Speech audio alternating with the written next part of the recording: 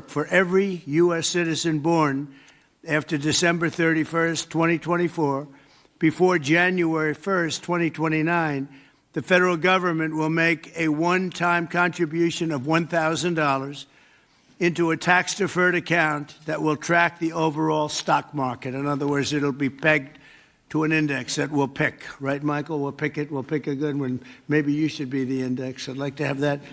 These kids would be very wealthy if that were the case. That would be good. I think we might do that, Michael Dell. These accounts will be private property controlled by the child's guardians, and in many cases, those guardians will be the parents. We think probably the parents will be the guardians.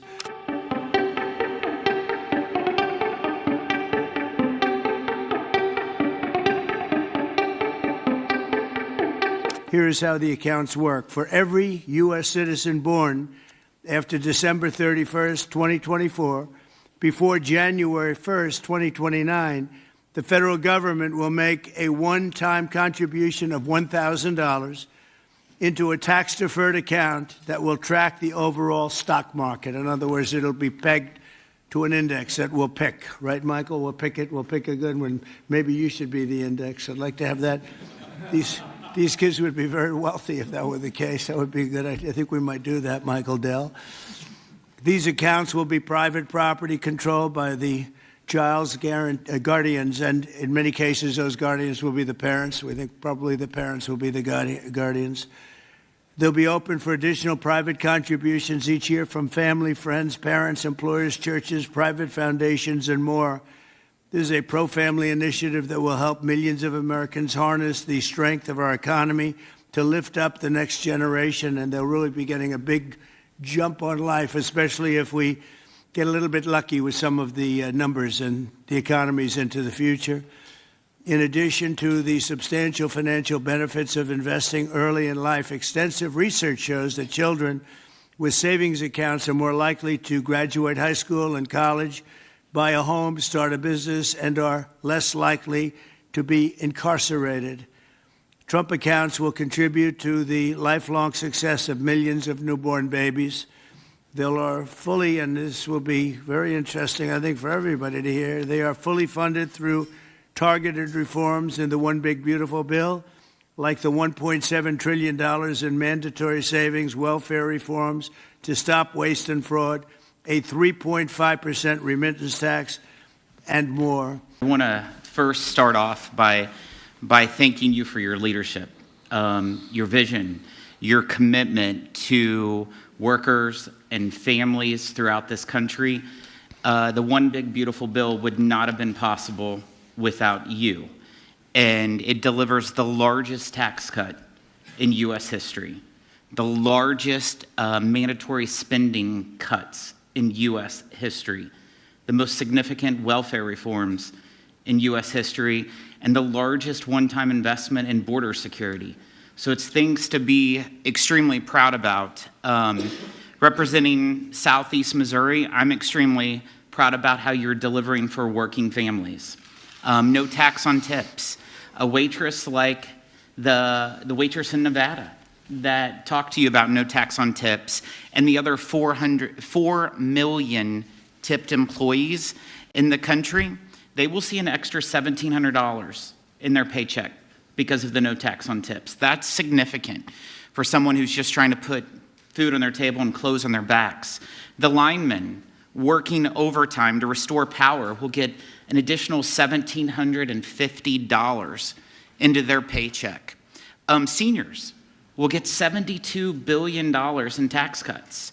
The Trump investment accounts will be a game changer for new parents, even before their newborn baby can walk or talk. Their child will have money saved to one day learn a trade, start a business, or to buy a home. Every child born under this policy will have a better shot at a future. It does not matter if they live on a city block or on a county road. This will make a significant difference to their lives, and it's because of your leadership, Mr. President, and we say thank you.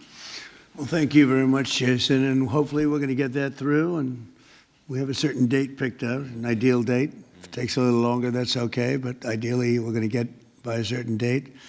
And again, I think it's one of the most important pieces of legislation we've ever had before us and that the country's ever had. I'd like to ask, if I might, Brad Gerstner, one of the most successful people in our country. I'm a friend of Michael very much, and Michael has great respect. And if you don't mind, Brad, I'd like to say a few words, please. Thank you. Well, first, it's a great honor and privilege to be here. We wouldn't be here without your leadership. And for me personally, to be here with my son, Lincoln Gerstner, happens to be named after the gentleman over your right shoulder. Where's Lincoln? Well, he's good looking. He's much better looking than you. What happened? Hey, we all want our kids to be better than ourselves. But it was around our small kitchen table that this idea was really born. I started off like Jason Smith in a small rural town in Indiana.